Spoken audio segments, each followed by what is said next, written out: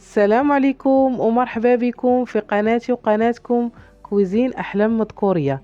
بما أن رمضان على الأبواب وهذا الأشهر ديال الصيام، بغيت نوجد معكم حريرة مغربية تقليدية بطريقة سهلة ومبسطة للمبتدئات. ندوزو لطريقة التحضير. عندي هنا مطيشة اللي طاحناها من قبل، بصلة محكوكة، الحمص اللي مرقد، والقزبر والمعدنوس والكرافس. عندي هنا طريفات ديال اللحم اختياريين.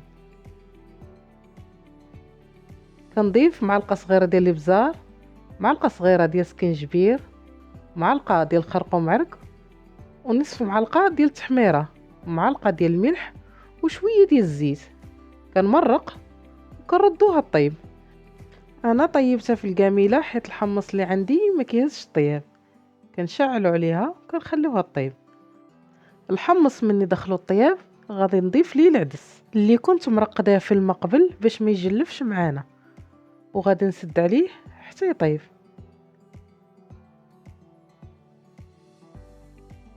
من بعد ما طاب لنا الحمص والعدس غنضيف الشعريه الرقيقه الخاصه بالحريره.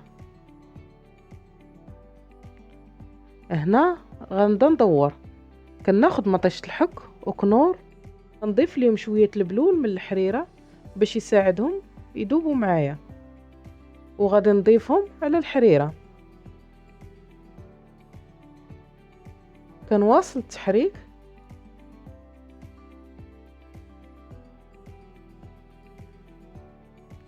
هنا غناخد دقيق وغندوبه في الماء وغنبدا ندور به. كنبقى نضيفو تدريجيا حتى نوصل لدرجه الختوريه اللي بغيت. كنواصل التحريك باش ما يكللش معنا الدقيق ولا يلصق لينا في القاميله.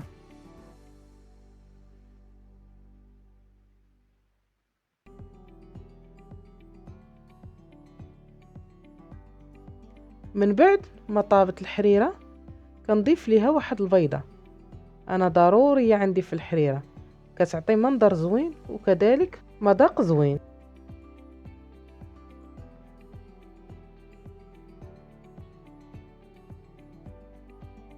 حريرتي طابت ووجدات، كيبان لونها غزال وريحتها تتشهي، اما المذاق ما نذاكروش عليه. الى عجباتكم الوصفه ديروا لايك وخليوا لي تعليق زوين، وما تنساوش تشاركوا وتفعلوا الجرس باش يوصلكم الجديد ديالي. بصحتكم ونلقاكم في الوصفه الجايه ان شاء الله.